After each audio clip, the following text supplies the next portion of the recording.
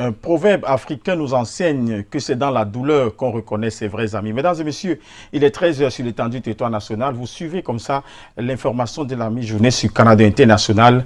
Voici les titres.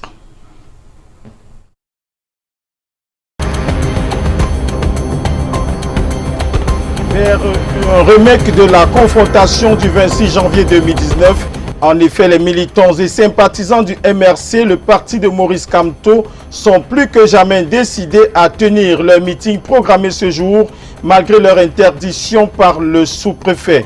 Série noire à Bokito et à Bala 4 à Yaoundé. Dans la première localité, 2 personnes sont mortes de noyade dans un puits qui offrait de l'eau potable aux populations. Et dans la seconde, un jeune homme parti querir une dette s'est vu ôter la vie par débiteur. Bafoussam, Gouaché continue d'attirer du monde. Les sapeurs-pompiers et d'autres volontaires s'activent sur le site du drame pour extraire des morts des décombres.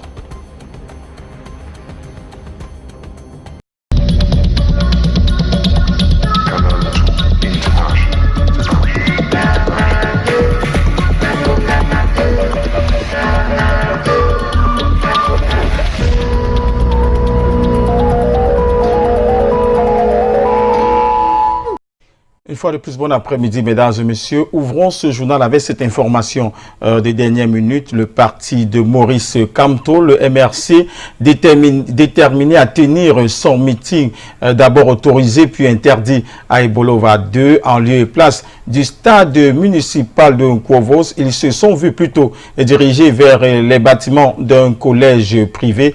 Ce matin donc, les militants se sont indignés de ce fait et ont refusé complètement de se diriger vers cette école à eux indiquée par les autorités de la place, et ce qui a suscité un courroux qui fait à ce que ces militants se sont postés devant le stade et demandent que la loi soit appliquée. Pour plus d'informations, tentons de joindre sur place notre correspondant dans le Djaïlobo, Ambroise Foguet.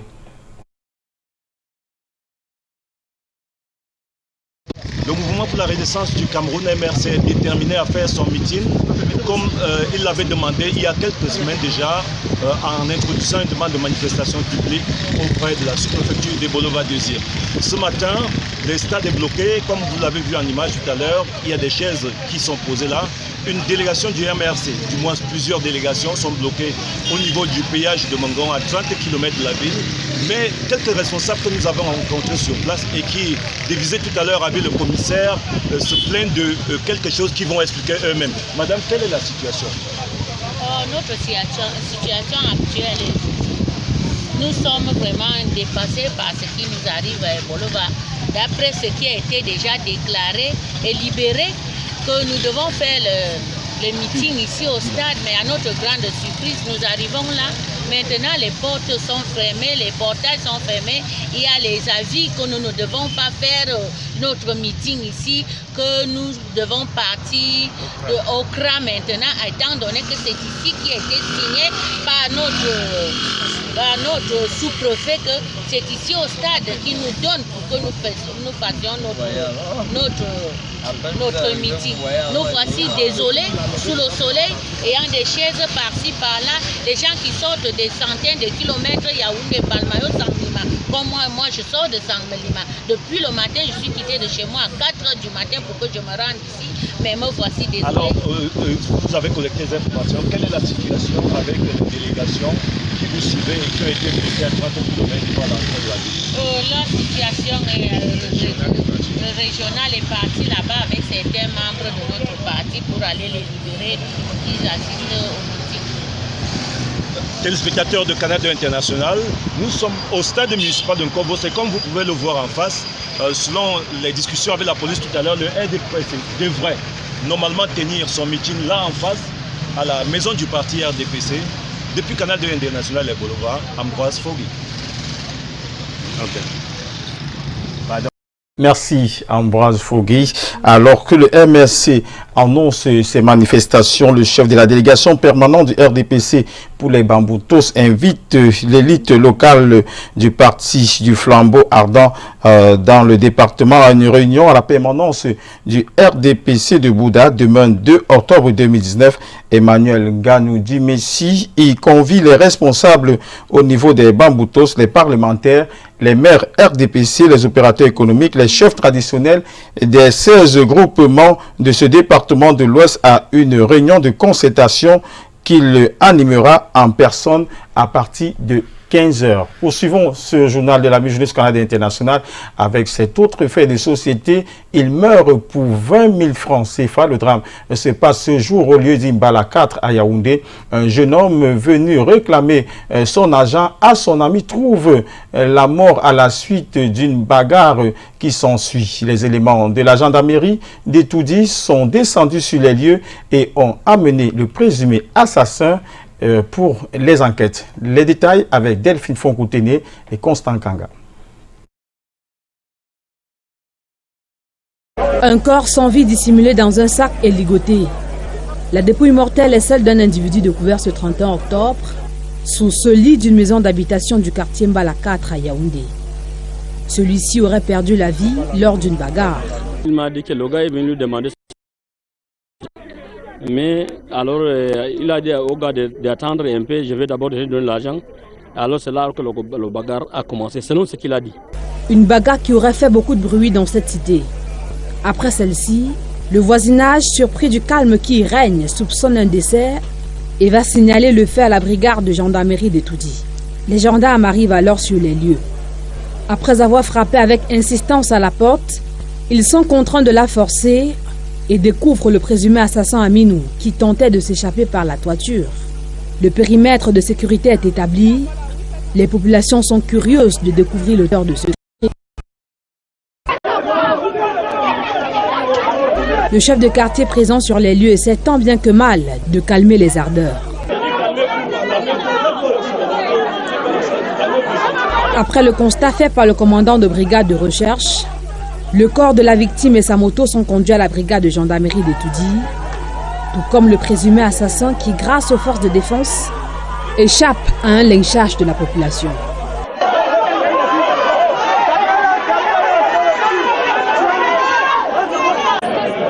Un corps sans vie dissimulé dans un sac et ligoté.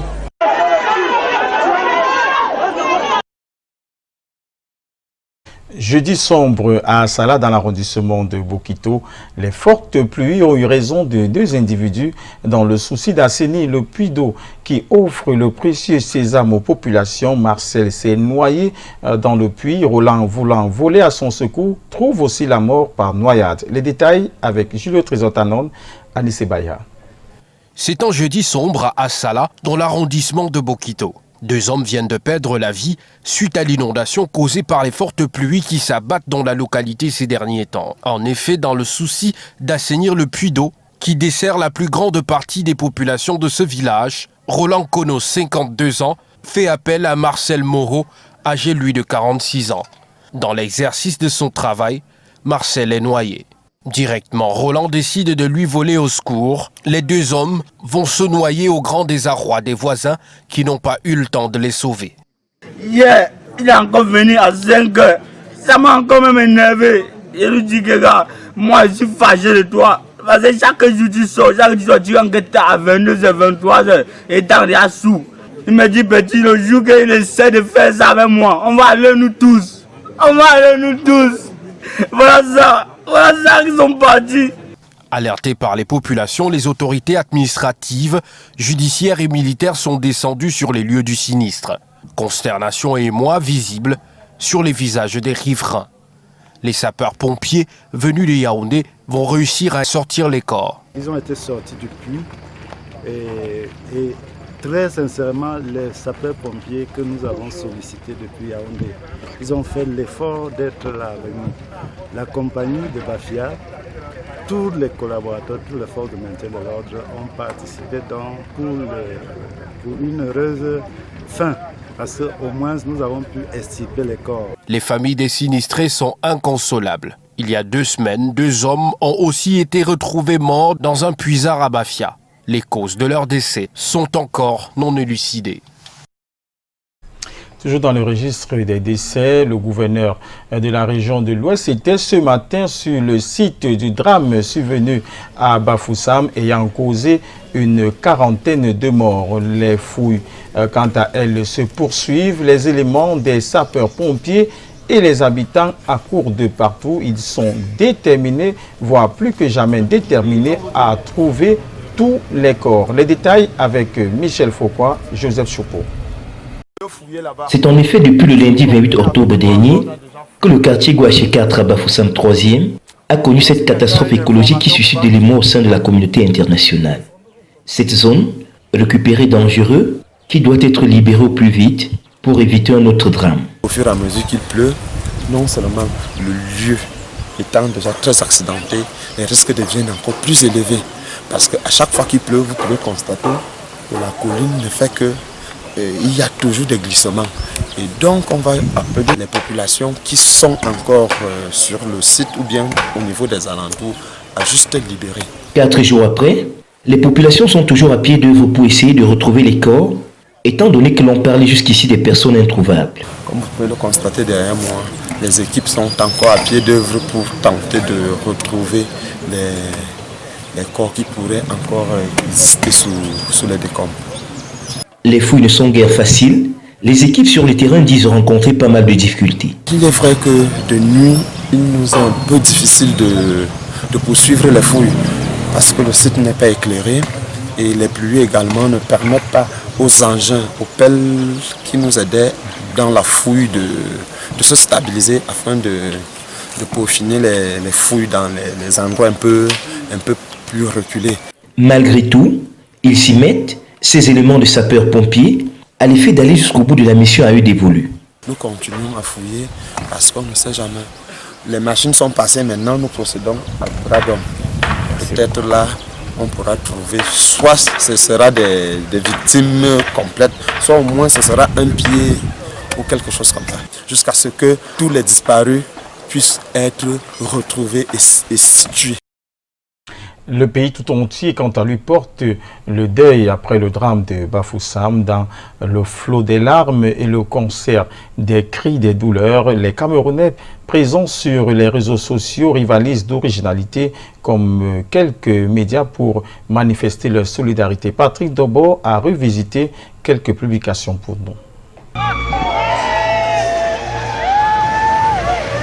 Ce cri du cœur et de solidarité qui vient de Canal 2 International est à l'image de la profonde douleur qui transcende actuellement la communauté nationale. Une initiative presque similaire à celle de Radio Sport Info de Martin Kamimim qui met la tenue du deuil pour rendre hommage aux victimes de la catastrophe de Ngouaché. Dans la foulée, le promoteur de RSI lance une chaîne de solidarité pour venir en aide aux victimes de cette catastrophe. Le mouvement de solidarité est également présent sur les réseaux sociaux. À côté du tweet de compassion et l'annonce d'un soutien financier de 200 millions de francs par le chef de l'État, des messages de soutien et de solidarité fusent de toutes parts. Hommes politiques, membres du gouvernement, stars sportives et de la chanson, journalistes et Camerounais lambda rivalisent d'imagination dans la transmission de l'émotion qui accompagne l'expression de la douleur qui accable les auteurs. La même dynamique s'observe dans l'élan de compassion de la diaspora qui se manifeste dans la toile par des initiatives en l'instar du regroupement au Trocadéro ce 31 octobre à Paris. Comme on peut le constater, les médias et les réseaux sociaux portent le deuil dans une mosaïque d'initiatives à l'image de la diversité du Cameroun. Immigration clandestine, ils sont 225 personnes de plus de 6 nationalités différentes qui ont été sauvées au large du Vouri vendredi dernier dans 2 embarcations en direction du Gabon. Après des opérations d'identification, ceux-ci ont été escortés vers le Nigeria par l'armée camerounaise. Les détails avec Marc Etipio et Guy Fotso. Les 225 migrants interpellés dans 2 embarcations de fortune au large du Vouri vendredi dernier viennent de quitter le territoire camerounais. C'est dans le cadre de la sécurisation des frontières de notre pays que la Marine nationale avait alors intercepté ces personnes de nationalité sénégalaise, béninoise, togolaise, nigériane, gabonaise et autres. Ils étaient, selon leur dire, en direction du Gabon. L'opération de renvoi vers le Nigeria a été supervisée par le gouverneur et le chef d'antenne du ministère des Relations extérieures pour le littoral, en collaboration avec les différents consuls des pays des migrants concernés. Tous ont été escortés par un navire de la marine camerounaise jusqu'à la frontière avec le Nigeria, leur lieu de départ. Parmi eux, plus de 70 femmes et une cinquantaine de mineurs, ils auront passé 4 jours en terre camerounaise, pris en charge entièrement à la base navale de Douala. L'armée camerounaise, qui vient de sauver ces 225 personnes qui naviguaient en haute mer sans aucun gilet de sécurité, poursuit son combat pour la sécurisation des frontières camerounaises. En éducation, il existe désormais un programme de formation pour les enfants déscolarisés et non scolarisés. Il s'agit du programme d'éducation accélérée. Les différentes curricula ont été validées hier à Yaoundé par le ministre de l'Éducation de base. Les détails avec Delphine Fonkoutene et Luc Vendon.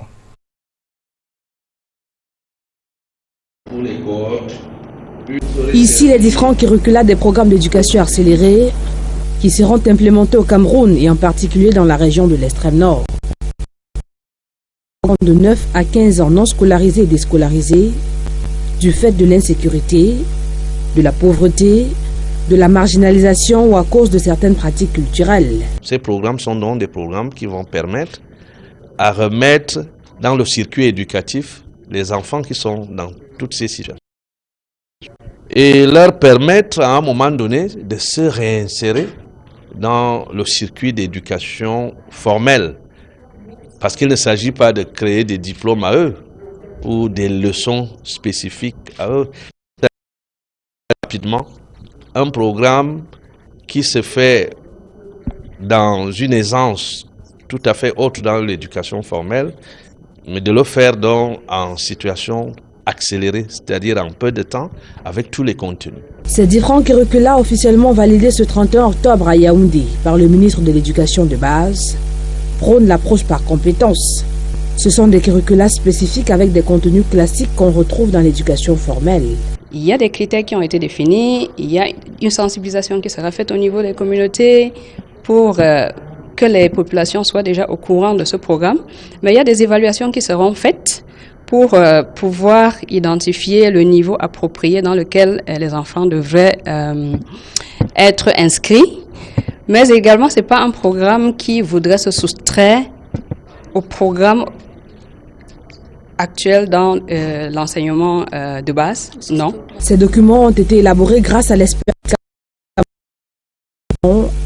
et le soutien de plusieurs partenaires tels Plan Cameroun, NRC et UNICEF. Les programmes d'éducation accélérée sont une passerelle entre ce programme et l'éducation de base formelle. Youth Connect Cameroun, le projet initié en faveur des jeunes, sera lancé le 9 décembre prochain au Palais Polyvalent des Sports.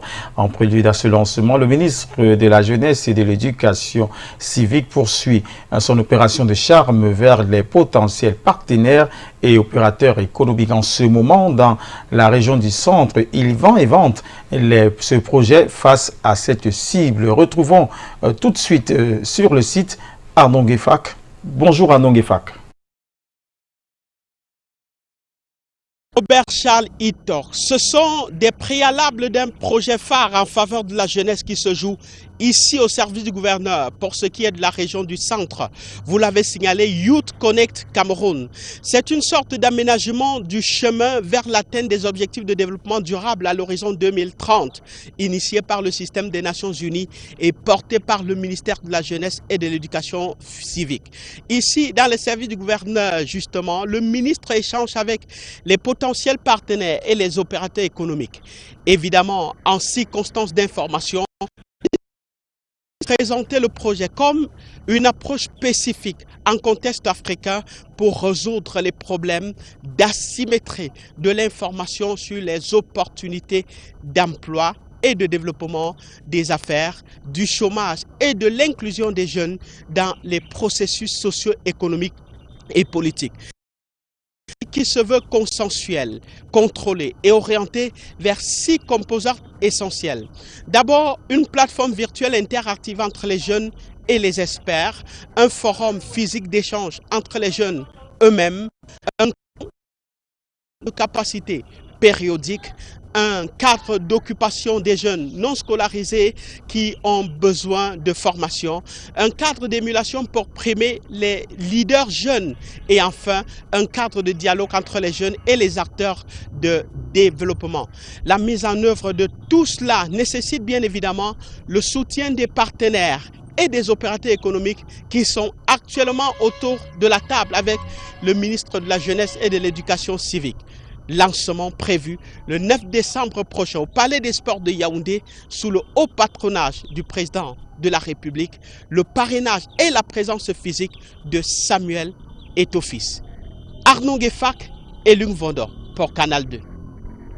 Merci à Nongefak. Nouveau rebondissement dans l'affaire opposant Camrail au directeur général de Citrafer, Jacques Bima, était face à la presse hier 31 octobre à Douala pour dénoncer une attitude du groupe Bolloré.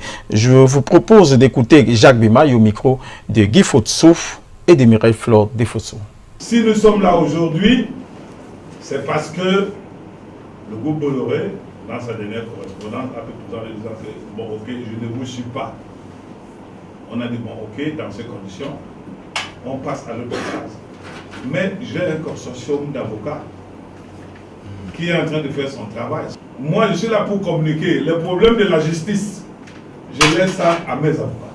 La dernière catastrophe des ECA en dit long, en dit beaucoup. Des mesures fortes ont été instruites par le chef de l'État. Par exemple, la mise en place d'une société de patrimoine qui doit nous permettre de mettre en place une structure pour assurer le développement de ce secteur en toute sécurité. Je comprends pourquoi Citrafer, dans son évolution, a été abattu, liquidé dans ce pays. Citrafer, qui devait donc assurer le développement durable du chemin de fer. Et non seulement apporter son expertise technique pour maîtriser cet outil de développement. Développer d'autres secteurs comme le tramway que le chef de l'État a annoncé en 2011 pendant la campagne. Il est où? Non. Les amis de multinationales ont dit que le Cameroun n'a pas droit au tramway. Pour tuer tous ces projets, il fallait liquider Citrafer. Célébration de la 96e anniversaire de la République de Turquie. L'événement a donné lieu à une cérémonie à l'hôtel Hilton de Yaoundé. Les représentants du gouvernement sont venus communier avec leur partenaire au développement, la Turquie, une expression d'une amitié solide entre les deux États. Compte rendu de Maëva Nouga et Serge Alenzebou. De la République de Turquie entonné en chœur à l'occasion du 96e anniversaire de ce pays du Moyen-Orient. Une cérémonie organisée en l'honneur s'est tenue ce 30 octobre à l'hôtel Hilton de Yaoundé. Des représentants du gouvernement, à l'instar du ministre délégué auprès du ministère des Relations extérieures chargé des relations avec le Commonwealth et le ministre délégué chargé de la Défense, prennent part à cet événement symbolique pour leurs partenaires turcs. Une preuve que la relation d'amitié entre le Cameroun et la Turquie se porte bien. Nous espérons que la coopération entre le Turc et le Camerounais se renforcera encore mieux des jours à jour dans tous les domaines. Nous sommes fiers de partager une atmosphère de l'amitié et de l'amabilité dans ce pays qui est loin de notre foyer, mais à la fois prospère. Une coopération dont les fruits sont déjà bien visibles. La Turquie apporte au Cameroun son appui dans Le complexe sportif de Japoma, grand chantier de la CAN 2021. Des Camerounais présents ce jour magnifient la collaboration entre les deux États. C'est toujours un plaisir d'être invité par l'ambassadeur de Turquie pour célébrer leur fête nationale. Cela montre la coopération entre le Cameroun et la Turquie. Déjà, vous avez vu le stade qui a été construit par la Turquie. Ça veut dire que la coopération entre le Cameroun et la Turquie va bon train. Des relations diplomatiques qui n'ont cessé de se consolider avec le temps. Et l'œuvre se poursuit avec la nouvelle ambassadeur, son Excellence Madame Ays Sarak. C'est au cours de l'été dernier que le chef de la diplomatie turque a présenté sa lettre de créance au président de la République du Cameroun. En culture, alors à la découverte d'une chanteuse camerounaise basée en Italie, elle c'est Rosine Calvina. La musique est sa passion. Ses thèmes sont riches en messages relativement sur des rythmes très enlevés. La note d'écoute, c'est avec Yasser Trezotanon. C'est avec le titre L'école est bien que Rosny Calvina fait son entrée officielle il y a quelques années dans la musique. Chanteuse camerounaise basée en Belgique, elle défendait dans son titre les valeurs indéniables de l'éducation. Influencée par la soul, le jazz, le rock'n'roll, le makossa, le nombolo et bien d'autres rythmes, Calvina fait son comeback avec un nouveau single, véritable melting pot, intitulé « On fait comme ça ».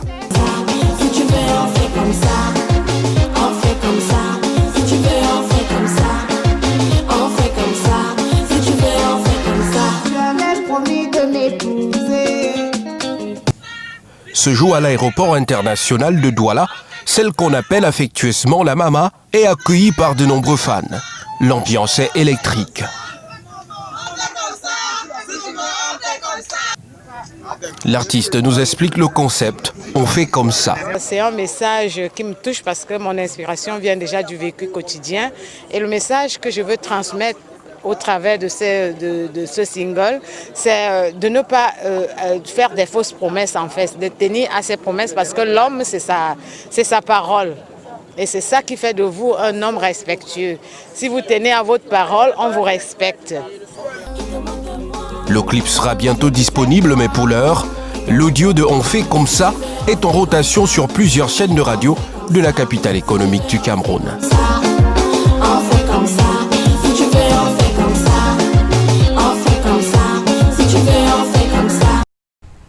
Toujours en culture, plusieurs artistes sur la scène musicale ce week-end. Le festival Makossa Bonaberi, l'élection Miss Grand Centre.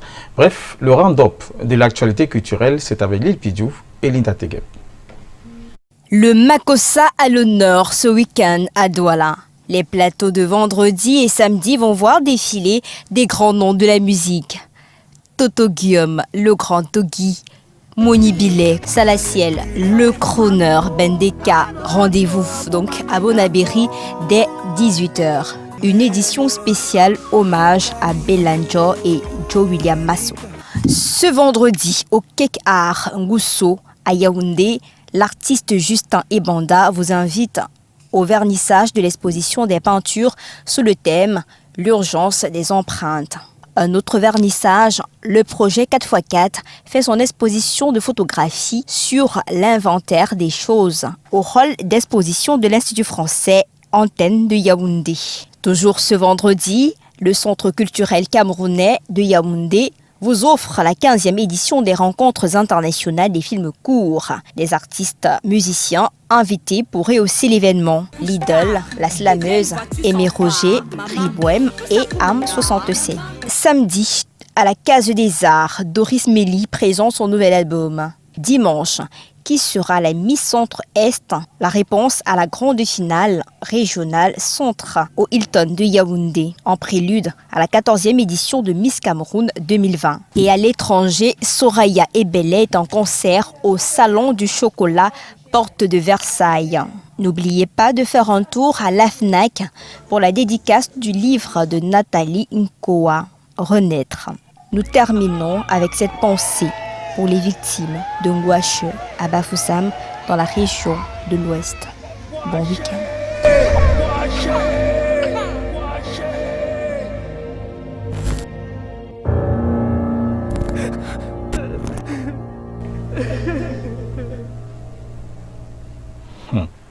En sport MMA, le Cameroun prêt pour la World Championships. Le Cameroun, les fighters camerounais entendent de ne pas participer en victime résignée à ce championnat du monde, mais plutôt en véritable concurrent. Alex Dembe, Francis Gemna pour les détails. À la World Championship amateur de MMA, l'équipe camerounaise est en stage depuis plusieurs jours. Cette compétition qui va se dérouler du 11 au 16 novembre prochain à Manama, au Bahreïn, connaîtra la présence des Camerounais. Après leur brillante prestation au dernier championnat d'Afrique amateur de MMA, l'équipe nationale camerounaise présentera 4 facteurs de renom. La direction technique nationale, les entraîneurs nationaux ainsi que la présence de la Ligue nationale de MMA du Cameroun ont pris les taureaux par les cornes pour cette préparation. Je me prépare bien et je donne le meilleur de moi aux entraînements. Et on espère qu'on aura un résultat final et ça va bien se dérouler par la grâce de Dieu. Sur le plan physique et technique, ils sont presque à point. Ils ont le niveau, ça il faut l'affirmer. On se prépare avec le peu de moyens qu'on a. Nous sommes là, on a la volonté, on bosse comme on peut.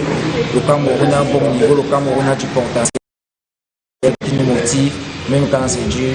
Tout va bien, pour l'instant nous n'avons pas de blessures, ils vont bien, on a déjà travaillé sur tous les aspects, il ne reste qu'à travailler, faire des petits réglages. Pour la préparation de ces ambassadeurs d'un autre genre, en externe, il est question de développer vitesse et endurance, opérer des variations dans le rythme des phases de combat, puisque 49 pays et 399 athlètes y prendront part, en moyenne 30 par catégorie de poids. Le Cameroun y présentera 4 guerriers ayant pour mission améliorer le rang mondial actuellement à 20 afin d'attester que le MMA camerounais se porte bien. Mesdames et messieurs, c'est avec cette information de sport que nous fermons cette édition de la Mi-Journée du Canada International. Merci de nous avoir suivis. Bon après-midi à vous et à la semaine prochaine, s'il plaît à Dieu.